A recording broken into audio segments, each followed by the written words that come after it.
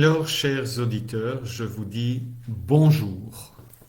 Une première séance pour démarrer une série de vidéos sur les Yoga Sutras de Patanjali. La première chose que je vais vous faire, c'est vous proposer, en tout cas, c'est de vous montrer déjà la couverture de mon premier livre sur lequel j'ai commencé à travailler le sujet. Ça vous permettra en fait de pouvoir acheter vous aussi le livre et peut-être dans le fil du temps pouvoir suivre avec le livre les différentes vidéos et les différentes explications de ce livre qui a somme toute plus de 2000 ans, ça c'est certain, en tout cas pour ce qui est de l'écriture, mais il faut savoir que la tradition était orale et que probablement les idées véhiculées dans ce livre sont des idées beaucoup plus anciennes. Elles ont peut-être 3000 ans, 4000 ans, qui sait. Voilà. Donc, cette tradition orale est importante parce que moi, personnellement, je voudrais pouvoir remettre l'oralité de la philosophie du yoga au goût du jour et de pouvoir communiquer avec vous par le biais de ces vidéos sur ce sujet. Alors, la première chose que je vais vous faire, c'est vous présenter à l'écran le livre. Donc, c'est un livre, comment dirais-je, qui est publié aux éditions Albin Michel et dont les traductions ont été faites par Françoise Mazet. Donc, un petit mot pour démarrer le premier chapitre. Ce livre est rédigé en 4 chapitres. Un tout petit mot nous explique que la finalité du yoga, c'est être libéré des automatismes du comportement, les automatismes du mental. Et il va, dans ce premier chapitre, peut-être nous donner un aperçu de quels sont les moyens pour y parvenir et comment supprimer les obstacles. Bon, nous verrons un sutra à la fois euh, pour ne pas surcharger l'information sur le sujet. Alors, le tout premier sutra en sanskrit est Hatha Yoganushasanam. Françoise Mazet nous propose sa traduction. Maintenant, le yoga va nous être enseigné dans la continuité d'une transmission sans interruption. Alors, moi, la première chose qui m'est venue comme, je dirais, interprétation, c'est on y va. Alors, qu'est-ce que ça veut dire on y va? Eh bien, c'est dès que tu prends conscience, dès que l'on prend conscience qu'il y a quelque chose à faire, on y va, on n'attend plus, on ne reporte plus, on n'est plus dans la procrastination, on est dans le travail immédiat. Alors, pour reprendre la traduction de Françoise Mazet, qu'est-ce qu'elle nous dit? Elle dit, le yoga va nous être enseigné. Donc, la première chose, le yoga est un enseignement.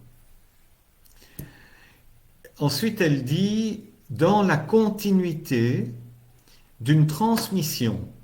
Alors, ça veut dire qu'il est transmis de maître à élève. Un ou plusieurs élèves. De maître à élève. Ensuite, d'une transmission sans interruption. Alors, ça veut dire en fait que, quelque part, dès que l'on met le pied dans le yoga, dans la réflexion du yoga, eh bien, ce n'est pas pour arrêter après une semaine, 2 semaines et puis y retourner. Non, c'est finalement quelque chose qui se met en place tous les jours. aujourd'hui, demain et jusqu'au dernier jour de ta vie. En fait, on pourrait très bien dire le yoga, c'est la vie. Et la vie, c'est tous les jours tant que tu es vivant. Et donc, un complément à la vie qui est quand même réellement pour moi important et qu'on oublie aussi dans notre société occidentale, c'est que prendre soin de soi, c'est tous les jours. C'est pas juste une fois par semaine. Je fais un cours de yoga, je fais de la marche ou je fais de la gymnastique une fois par semaine. Non, prendre soin de soi, de son corps, de sa santé, de son mental, de son âme, de ce que l'on est au plus profond de nous-mêmes, c'est tous les jours. C'est pas juste une fois, plic-ploc, de temps en temps. Non. Et d'ailleurs, en ce qui concernait la santé, ce matin, j'étais encore occupé à expliquer que en Occident, on a une médecine allopathique que je ne remets pas du tout en cause, parce qu'elle est utile et elle est indispensable. Mais à côté de ça, pourquoi ne prenons-nous pas le temps d'anticiper? Imaginons, tu es fumeur et tu as une problématique avec ça. Eh bien, tu vas travailler tous les jours pour essayer d'arrêter de fumer. Le yoga, c'est la santé. Le yoga, c'est tous les jours. Et donc, c'est un travail qui se fait sans interruption jusqu'à la fin de ta vie. Voilà. Alors, voilà le premier sutra. Le petit principe que je te suggère de faire, bien évidemment, avec cette première phrase, c'est d'abord de méditer sur cette phrase. Ça, c'est la première chose à faire. Et puis peut-être prendre cette phrase pour écrire une réflexion, pour écrire ta propre réflexion et peut-être repérer dans ta vie ces automatismes sur lesquels tu peux travailler, ces automatismes sur lesquels tu peux enfin prendre la décision aujourd'hui, dès aujourd'hui, de prendre la décision de prendre soin de toi et de ne pas attendre de tomber malade, d'aller chez un médecin qui va te prescrire des produits chimiques. Donc finalement, le travail peut commencer aujourd'hui, ici et maintenant. Voilà.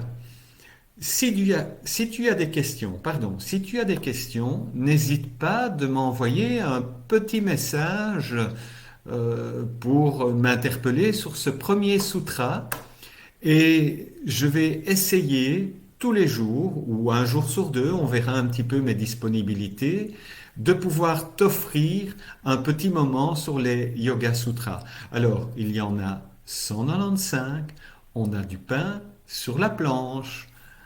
Namasté et belle journée à vous tous. On se retrouve très bientôt pour une vidéo.